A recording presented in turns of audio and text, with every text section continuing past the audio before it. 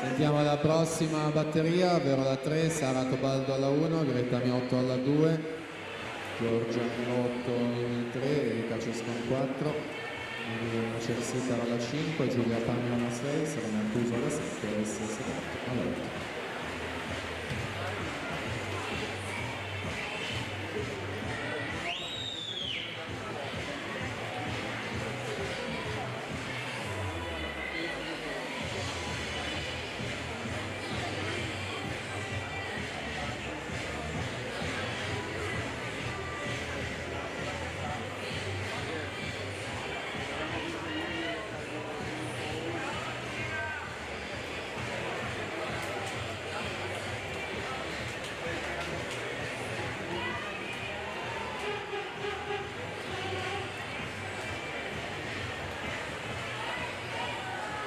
Allora attenzione, c'è un annuncio squalifica relativo alla batteria 1, quindi quella precedente, in corsia 5, Giulia Bodisa è stata squalificata per virata irregolare. Giulia Salvadori